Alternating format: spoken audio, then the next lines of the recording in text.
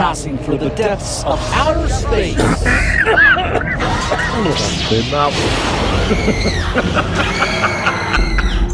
you all to hell! Indeed. It's the Sci-Fi Podcast. Right, this is episode 81 of the Solo One Sci-Fi Podcast. I'm Michael Paul, and I'm joined, as usual, with my co-host, Mr. Martin Fowler, who's feeling a bit under the weather. Hello, Martin. Say hello. I've got really bad flu, so just forgive me. Oh, okay. Well, it should be an interesting show because we are featuring one of our favourites of all time, Star Trek Next Generation. And who else could we have from the background of expertise with Star Trek, especially Star Trek ships? And that is, of course, from Trekyards, Captain Foley himself. Hello, Captain. Hello, Stuart. How are you doing? Good. I'm doing very well. Thank you for having me on. It's a pleasure to be here. Thank you very much. It's very kind of you to join us. So we just wanted to basically talk to you about the Next Generation, how we all sort of got into this incredible series. And we also, I think we would like to talk a bit about, to a degree, Picard and how Picard's character has changed from where he started off in 1987 to where he is now in 2021. So let's ask the sick guy first of all himself. Mr. Feeling Under the Weather, Martin Fowler, how did you first get into Star Trek The Next Generation? Through the video library. All right. Yeah, I'd seen it in SFX magazine, and they released Encounter at Farpoint, and there were a couple of episodes of the first season. Right. And it started renting them out of all the time. Because America got it 2 years before what we did. We were way behind America, absolutely. They released the odd video on that, so I just rented them out. So in Canada, was it about the same time that you guys got it as America, or how was it up there? Yeah, we got it at the exact same time, actually. Yeah. Right. So yeah, and I remember the lead up to it, and it's like, you know, in the so far in the future from TOS, it's going to be so different. Why do they even need a ship? They can just beam planet to planet. Like, I was young. I was like 14, 15 at the time. Right. So I remember bugging my brothers, who were big Star Trek fans, about it with, hearing all this new news and bugging them with, like, why do they even need a ship? I was young and stupid. So. I think with me, go on, Martin, you go first. Go on. They released the model kits here first, before the series on the BBC. Wow. It was the Ferengi, the Romulan Derelict Warbird, and the Enterprise. And we got the models about 2 years before we got the series. I remember when I came across it, I was a big fan of the original series, and I remember Brent Spiner. We had a chat host over here called Terry Wogan, and Brent Spiner came on, and he was on that show, and he said that we're not going to get it until 1989, I think it was, on BBC Two. And I remember being absolutely gutted because, like Martin, we had special rental copies of Encounter at Farpoint, The Naked Now, Code of Honor, those really early episodes. Yep, they're the ones. And I fell in love with those episodes straight away, especially when I saw When No One Has Gone Before. That, to me, was the first episode where I thought, oh my gosh, this series is going to be so good. But we had such a long wait until it was actually available to watch on BBC Two. You couldn't buy the episodes at that point. You could only rent them. And I think I got an ex-rental tape. It was all worn out. And I was just absolutely blown away by it. And I think it's quite interesting. From your perspective, both of you, did you fall in love with it straight away as fans of the original series, or did you take a while to warm up to it? Let's ask you first, Captain. I actually did get into it right away because I was at a good age. Like I said, I was the same age as Wesley, essentially. So I kind of was very eager for new Trek, and I always had Trek in my life ever since I could remember, because my brothers were huge fans, and I was born in '74. So even as a baby, I was exposed to it. I don't even remember what my first experiences with Star Trek were. I can't either. Yeah. I was super into it, and I didn't know about all the hate at the time. Like, we didn't have the internet, obviously, but we had the magazines that were like, yes, that's right. It's not my Star Trek. It's not Kirk and Spock. I'm not going to watch it. Same kind of hate we get now, but you're not inundated with it daily. I remember being totally stoked about it and just enjoying it right from the get-go. Like, it was so impressive to see on the screen, all the special effects and everything. It was just amazing. Do you know what blew me away? was when the Enterprise saucer section detached. Yes, an encounter absolutely. at Farpoint. I was so blown away by it. Yeah. I was hooked the day it started. And I hadn't realised that apparently the original Enterprise was supposed to source a set as well. Apparently that was something which was built into the ship, which of course we never saw until the fan film Star Trek Continues in their last episodes. And it was. Well, we actually saw it in Of Gods and Men, the fan film Of Gods and Men. They did it actually. Yeah. Did we? Okay. Yeah. I'll have to check it out. Yeah. Okay. I like. That was way before Star Trek Continues. Yes. And actually, we have a video talking specifically about saucer separation on our channel. And yeah, it was in the original guide that it could do that. It could also detach the nacelles from the secondary hull as an emergency procedure as well. So lots of cool stuff we never saw. I mean, one thing, like I said, we are big fans of Trekyards, and your channel literally has got something about anything about Star Trek, especially the ships and proposed new designs and all sorts of things. And I'm quite a ship guy myself. You know, last year during COVID, I got a 3D printer and I was like printing out all these ships and putting them on my wall and all this sort of stuff and getting them in the right aspects. And I thought to myself, those guys at Trekyards, they would tell me off if the Enterprise B was the wrong size in respect to the Enterprise D and all that sort of stuff. And you can really get into that universe, can't you, of the physical ships that actually are part of the series. So, I mean, obviously, Patrick Stewart wasn't the first choice to be Picard. It was an actor who appeared as a Bajoran general in Deep Space Nine Season 2. I can't remember his name. I can't remember his name now, I have to look it up, but I know that Picard wasn't the first choice by Gene Roddenberry. I mean, can you imagine this Next Generation without Patrick Stewart being at the helm? No. Or I can't see it myself. I think he was just so integral to the series. Or with hair. I mean, they wanted him to do the part with a wig at one point. I heard about that. Which we see in one of the flashbacks where him and Crusher go to see the body of Jack Crusher. Jack Crusher, got that wig on. the episode. Yes, that's right. Violations of or something like that. And it was Picard's toupee, and of course you think of William Shatner in some ways with some of the things he was having during the some of the movies and stuff like that. But I mean, it's funny. I'm actually going through the original, the early episodes of The Next Generation now, and I'm looking at Picard as he is in Picard, and his character is very different. But some people could say that maybe his characteristics would change just naturally through old age. I don't know whether you two feel that. I don't know. I mean, like I said, I quite like Picard. I think it's got its pros and cons. But I mean, what do you think with Patrick Stewart and his character over the last? I found his story arc. I mean, his story arc was quite interesting in Next Generation to the movies.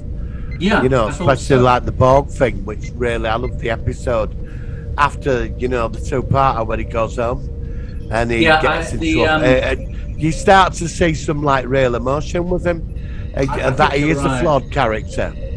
I think he had a really interesting story. He always wanted a family, but he was dedicated to duty and honour and exploration. That's right. And that's what I was going to say. That's what made it very poignant in Generations when he lost his brother Robert and his nephew because of a fire, and he was completely broken.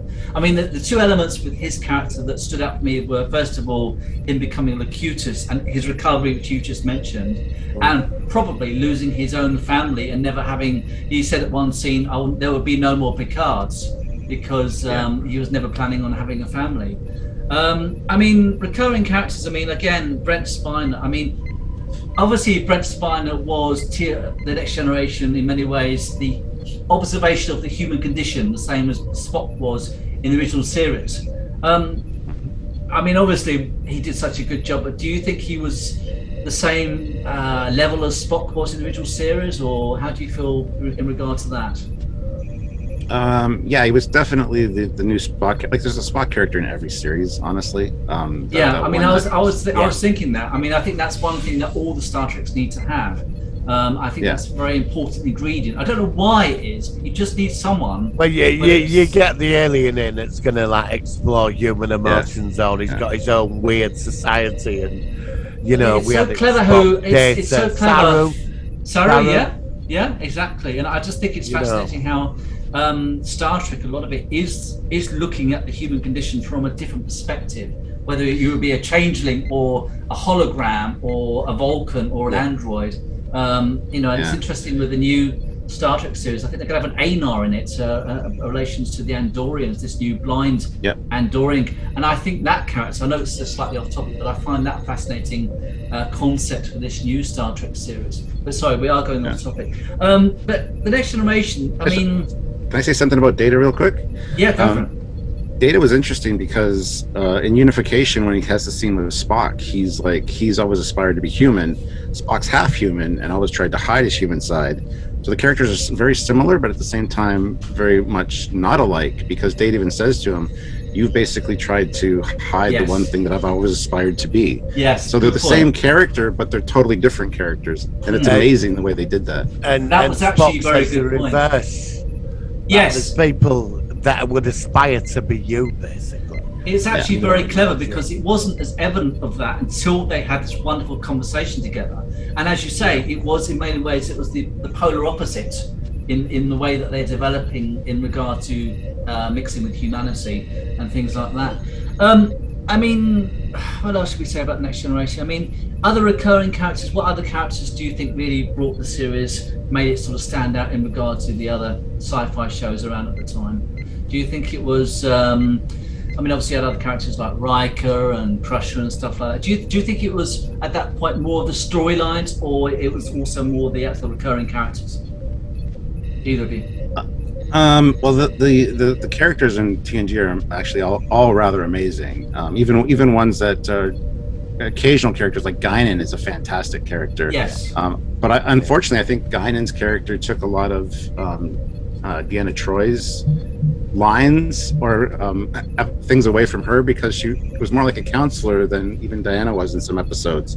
Yeah. Which is a bit of a shame, but I just loved that everything connected and the way they evolved over the 7 seasons, like their relationships. It was fantastically written and done. Yeah, absolutely. What did it for me was like it really, like with Worf, it opened up the whole Klingon, from the 60s, so quite stereotypical, this evil force, and then we got into this whole new aspects of Klingon society, which I just found fascinating. We even started getting more with the Romulans as well. Started touching. I would have liked them to have done more Romulan in their society, because you became fascinated by the alien civilizations, I mean, going back to Worf, I mean, of course, Denise Crosby left during the first season, and it's interesting to think about what her character could have gone to if she'd have stayed in the whole of the 7 seasons, and whether Worf would have had more of a central focus, as it would have been slightly more diluted as an extra character in the main show. So do you think that Worf might have been a bit underplayed if Denise Crosby's Tasha Yar might have stayed in the whole series? I believe so, yes. Actually, because that was one of Gene's mandates. Like, yes, I want a Klingon on the bridge, but I don't want to focus on the Klingon culture at all. That was his thing.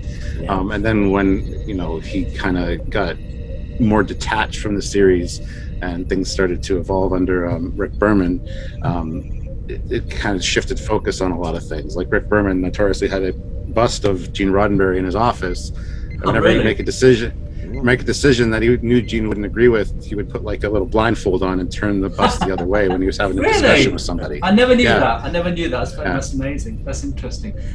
Because of course, Denise Crosby did return in the alternate timeline in Yesterday's Enterprise, and I just thought that was probably the best episode to feature her character, although technically it was an alternate universe character. And I don't know whether, from what I understand, she felt that she was being underplayed a bit in season 1, which is why she left. She felt that she didn't get enough out of her character. So it makes you wonder whether she just jumped the gun a bit too soon, and if she'd have been at least for one more season, whether she might have really clicked that she would have had time to shine in the ensemble. Yeah, I think she would have actually. Well, the thing is, I think the actress wanted to get on to bigger and better things because she thought she was being underused, and that nobody knew that Star Trek was going to be a hit at the time. Right. So she wanted to go on to her movie career, which she did like Pet Sematary and stuff like that. I actually had a chance to interview her at London Comic Con here a few years ago, and it was she's a fascinating lady. But unfortunately, her career never took off after that, and I think she missed the boat a little bit. I talked to her. I read there was a Birmingham convention a couple of years ago. I think you went to it in 2019. I think we were there I on was the at that same one. weekend, but we weren't at the same time. And I talked to her then, and she was really nice, just really approachable, and just talking about just enjoying time with the fans. And of course, she did the documentary Trekyards, which I've never seen. Yeah, I she don't know whether did, you two yeah. have ever seen Trekkies that. and Trekkies too. Yeah, I've Yeah, seen are they it. worth watching? Are they worth checking out? They're Yeah, they absolutely are. worth watching. Yes, yeah. Fantastic, especially because it's like the early 2000s and that 90s. Yeah, it is. Yeah. And there's rumors they're making a Trekkies 3 at some point, so who knows? Oh, I hope so. Yeah, because I mean, like I said, there's some really good documentaries out there with regard to the Star Trek series. I mean, there's a very good Deep Space Nine one, which came out a couple of years ago. They're making a Voyager one. Did they make a Next Generation documentary in the same way, or have they not done that yet? Not yet. No, not yet. I'm surprised they've not done that one first, actually. If they're doing DS9 and Voyager, and then they might come back to... Then maybe they think there's already enough documentaries out there because the Next Generation was the more widely known. Well, plus the Next Generation crew got their shot at quite a few movies, and the Voyager and DS9 crews didn't. So, Yes. you got to focus on them somewhat, I guess. But yeah, I mean, soon we're going to start losing TNG people, unfortunately, I think. And so sooner than later, it would be good to do a documentary like that, I think. Yeah. I mean, it's interesting that Patrick Stewart is filming season 2 and 3 of Picard straight back to back. I think that's certainly probably a good thing. So I don't know when season 3 will come out, but that's probably a good thing. But yeah, I suppose you should say, I mean, it's been 35 years since it started. It's been a long time. Unfortunately, like I said, after with a couple of DS9 actors sadly departing, i.e. Rene Auberjonois, I can't pronounce his surname, and Eric Eisenberg, who played Nog. So it does make you think about it. But yeah, hopefully. So, I mean, obviously the Next Generation, I mean, I think it was really probably season 3 when they realised that they were actually into a hit.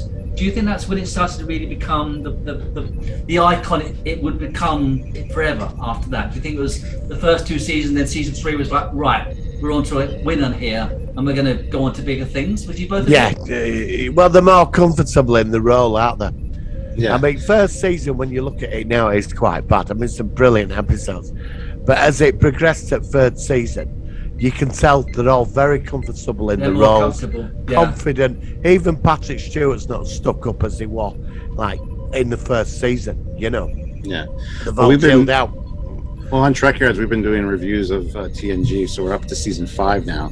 And Right. season 1 and 2 are not as bad as people remember. They just kind of lumped them together like, that's before it got good. Yeah. But there's still a lot of good stuff there. Well, But yeah, they were using a lot of the recycled scripts that were going to be used for Star Trek Phase 2 in TNG. And a lot of them have a TOS feel to them that it just doesn't fit.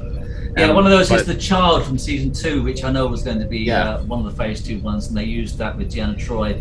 And I think one or two of them actually, again, going back to the fan films of Star Trek Continues, one or two ended up there. So, but it's interesting how, they all slowly gel together. And as Martin just said, how Patrick Stewart was a bit stiff and wooden in the first season, but he slowly mellowed out. And if you've watched any of the outtakes, you've seen that slowly they really sort of had fun with him. They got him to thaw out a bit, and you could see that in his, not just in his way he acts as a character. He mellows out. He's still the captain, but he's a bit more approachable. He's slightly less cold, and you can see that. And I think that's the interesting change in dynamics in the show as it progresses from seasons 1 to about season 3 or 4, which I thought was interesting. So, I mean, I suppose at this point we should think about when the series ended. Obviously, it finished after season 7. Do you both think that it was about time for it to progress to the movies by that point, or do you wish it continued a bit longer on TV run first, or how do you think it went? Let's ask Martin first. I thought the movies were all right. I quite enjoyed the movies. I know that Nemesis got banned, but I would have preferred the other story they were going to use. But it's all right, isn't it? I mean, it would have been, the clone of Picard and that. But the other 3 movies, I ain't got a problem with. I really thought it was a nice evolution for them. Yeah, absolutely. How about you, Captain? I honestly wish they would have gone longer than 7 seasons. They were hitting their stride. They knew their characters. They were young still. It could have done a few more seasons, honestly. I mean, the movies were fine. Generations gets a lot of hate for some reason. I love Generations. I've always loved it. Yeah, I like it. Yeah. I think it's a really good film. I've never understood that, but it's just, again, it's individual taste, isn't it?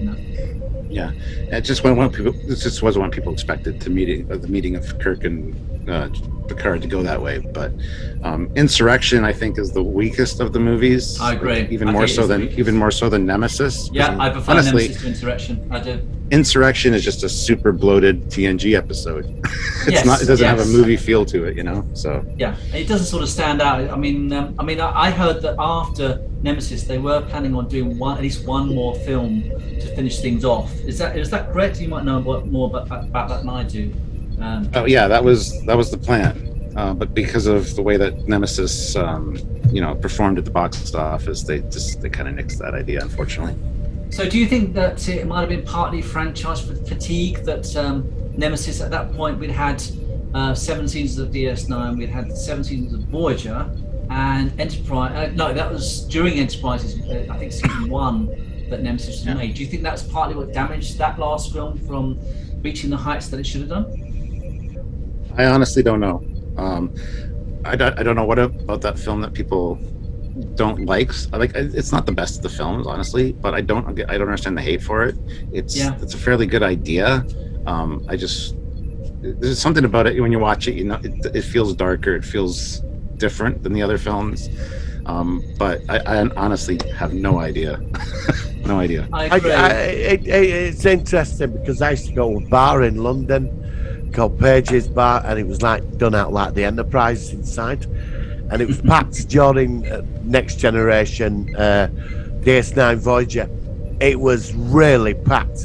And then when we started coming out end of DS9 and Voyager, when Enterprise, they actually shut down around the time Enterprise, nobody was going there.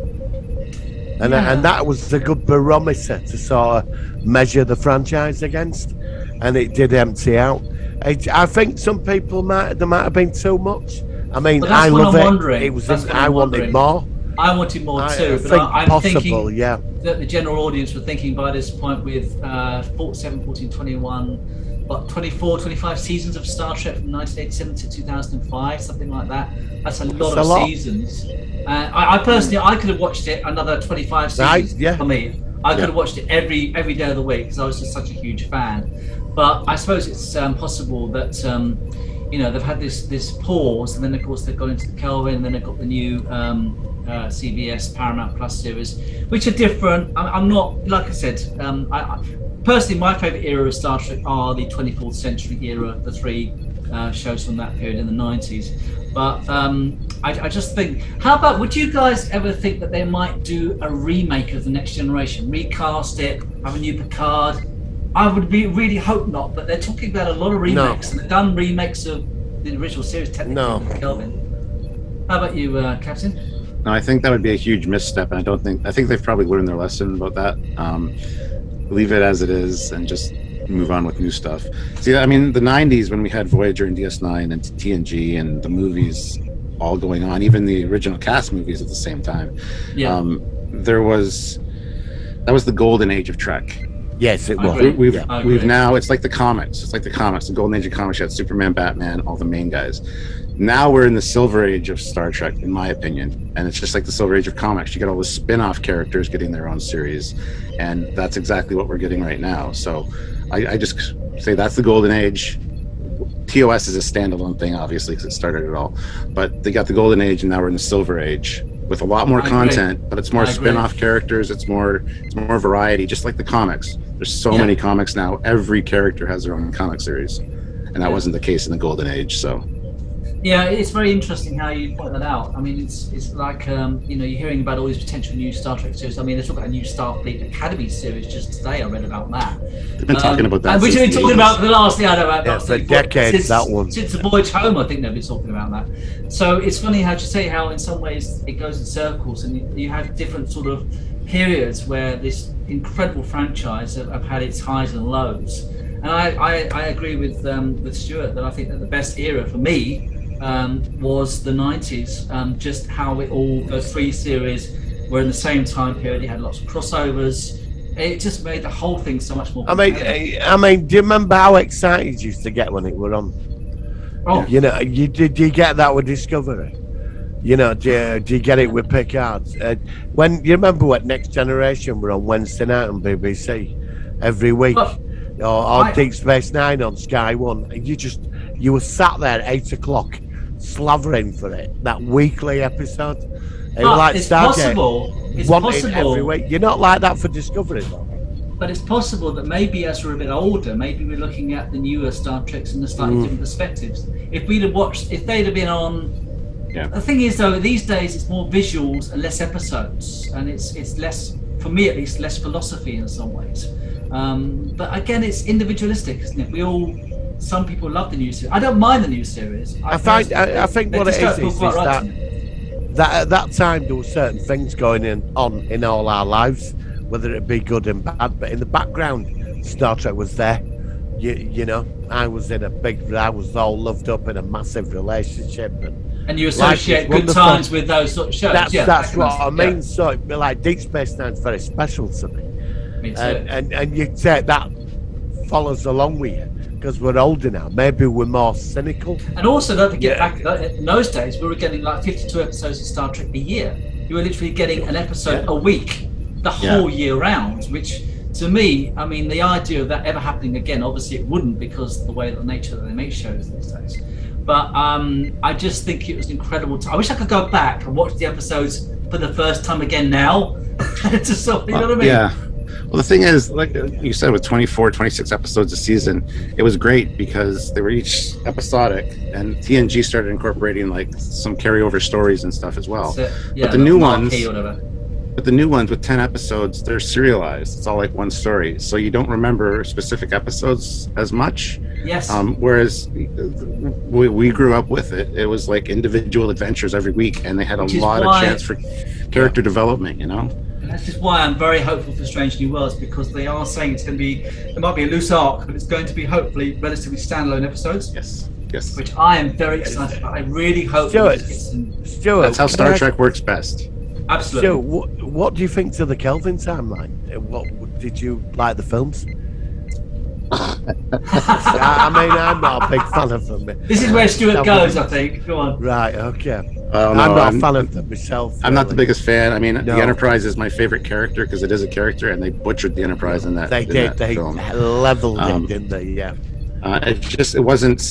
Star Trek format doesn't work for big screen, really. Even the original movies, a lot of them, the big baddie sometimes just doesn't work. That's why I think a lot of the problem with Nemesis. I think it's more of a TV-based show. Yeah. Absolutely.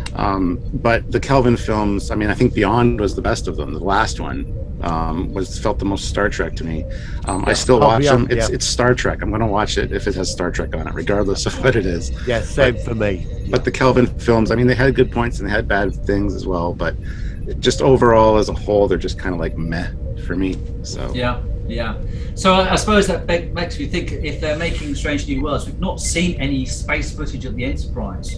Whether it's going to be slightly redesigned again from the Discovery Enterprise version, that's what I'm wondering. So you guys, I know that you're going to be looking for anything different. Yeah. If and when you get a screen grab, I've got open Strange New Worlds because. Like, I'm up and down with Discovery. Season 3, I want a fan at all. But when Anson Mount turned up in Season 2, he changed the entire series for me. That man belonged in the big chair. He played a captain, as it should be. And I think he's got the personality and charisma to sit in the big chair. It should never be about somebody who's below the captain. The captain's the focus, and then the structure around him, whether it be on a space station, a ship, or in an office block. You know, he is the captain. When he sat in that chair, Discovery, I just liked Season 2. You know, it worked really well. He had the thing to play the captain. You know, so I'm quite hopeful for this. I hope. With their Star Trek Day announcement, they did do a cast reveal, so we saw some backgrounds of the bridge. The bridge is slightly different. Yeah, the bridge is slightly different. We have a video coming out about it because we break that stuff down. We love the tech and the ships. That's our forte. So we have some videos coming out about that and some lives as well. So we've noticed every little. We didn't get much shots of the bridge yet, or none of the exterior of the ship.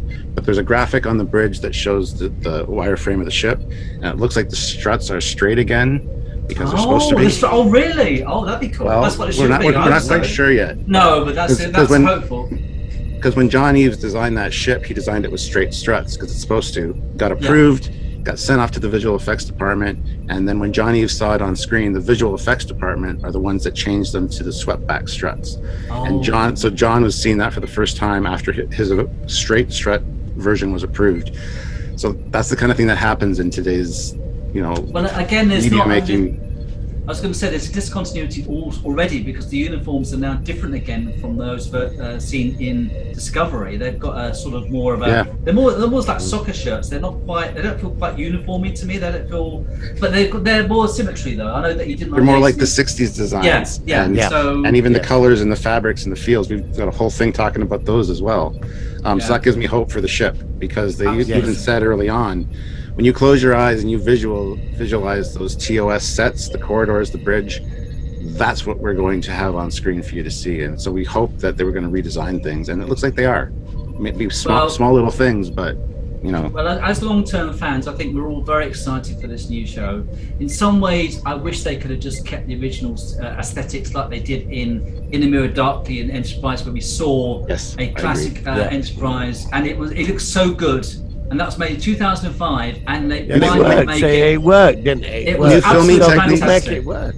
New filming techniques and new lighting makes those old sets look perfect. Yeah, I think to me that's one of the biggest thumbs down from new sort of Star Trek, that they're not respecting continuity, like Star Wars, like The Mandalorian. It feels in Star Wars universe. The newer shows, and again, I know we're talking about the Next Generation, but I have gone slightly off topic. But that's the thing that does slightly put me off the newer shows, that it should be the original Enterprise.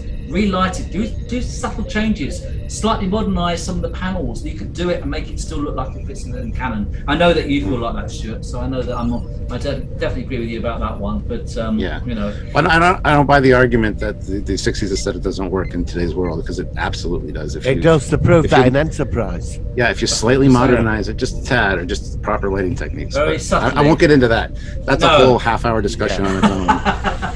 Well, listen, let's wrap up the Next Generation. But I mean, I'm glad that I certainly discovered this wonderful series after watching the original series, and it certainly created, really, the Next Generation was responsible for all, what Star Trek is today, with the next with DS9 and Voyager and Enterprise and all the others. So thank you guys very much for joining me for this one. I think what we'll do is we'll wrap up in a second, if that's okay. But yeah, let's just hope that in 2022, actually, it's only November. We're going to get Discovery coming back for season 4. Yes. That should be interesting. And then, of course, we've got the Borg Queen coming back. So, plenty of things. Just to say, in links below on my channel, we'll obviously put links to Trekyards and obviously where we can find you, Stuart, and of course, Commander Cockins. And thank you guys very much for joining us. And we'll be back next week with another show. Thank you very much. Okay, live long and prosper. Encounter at Far Point Part 1 and Part 2, the naked now haven and hide and Q. Code of honor, last outpost where no one has gone before. Lonely among us, the big goodbye, Data Lord, Justice, the battle, home soil, and Angel One, coming of age, 11001001, when the bow breaks and too short a season. Symbiosis, the arsenal of freedom, heart of glory, skin of evil, will always have Paris, conspiracy, the neutral zone, and that's season 1. I love Star Trek Next Gen. I'll watch them all over and over again. Those 7 seasons were great. I wish there were 8. The child where silence has least little fan. The outrageous Okona, the schizoid man. Elementary, my dear Data, and the Royale. Loud as a whisper, manhunt, pen pals. Unnatural selection, contagion, Times Squared. A matter of honor, Samaritan shared. The measure from man, the Icarus factor, the emissary. And up the long ladder, and peak performance in shades of grey and Q. Who? And that's season 2. Gee, I love Star Trek Next Gen. I'll watch them all over and over again. Those 7 seasons were fine. I wish there were 9. Evolution, the ensigns of command, the survivors who watches the watchers did man, the bonding, the enemy, the hunted, the price, the high ground, the offspring, and yesterday's Enterprise, movie trap, deja Q, and the defector, sins of the father, the vengeance factor, a match with perspective, and Ménage à Troy, allegiance, hollow pursuits, the most toys, captain's holiday, Sarek, and transfigurations, the best of both worlds, part 1. Picard look cute as the 3rd season's done. Gee, I love Star Trek Next Gen. I'll watch them all over and over again. Those 7 seasons were swell. I wish there were 12. The Best of both worlds, part 2 family, brothers and suddenly human. Remember me, half a life, future and perfect reunion. The lost data stay, final mission, the wounded first contact in galaxy's child and clues. Identity crisis, the host devils do, night terrors and Cupid, the nth degree. The drumhead, the mind's eye and theory and legacy. And the cliffhanger if you're keeping score, redemption part 1. And that's season 4. I love Star Trek Next Gen. I'll watch them all over and over again. Just 7 seasons, oh gee, why not 23? Redemption Part 2 and Darmok the Game Ensign Row and Disaster a matter of time. Silicon Avatar Unification Part 1 and Part 2 and Violation. New Ground Hero Worship, the Masterpiece Society and Conundrum and Ethics and Power Play, Cause and Effect, the First Duty, the Perfect Fate, Cost of Living, the Outcast, the Inner Light, Borg, the Imaginary Friend, the Next Phase, End Times Arrow, and then the 5th season's come to an end. I love Star Trek Next Gen. I'll watch them all over and over again. Just 7 seasons won't do. I want 32. Sour Part 2 and Realm of Fear, Man of the People and Rightful Heir, Relics and Citizens and True Q and Rascals, a Fistful of Datas and Chip and a Bottle, the Quality of Life and Chain of Command, Part 1 and Part 2, and Second Chances, Up Wheel, Face of the Enemy, Lessons Separate, Part 1, Part 2, and Suspicions, and Tapestry Timescape, Starship Find, The Chase, and Frame of Minor Descent. So Season 6 went. Gee, I love Star Trek Next Gen. I'll watch them all over and over again. Those 7 seasons were heaven. How about 47?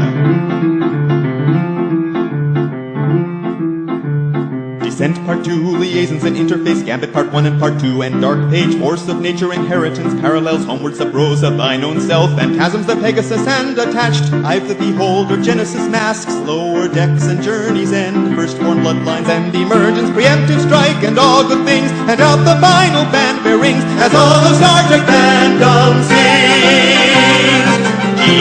I love Star Trek Next Gen.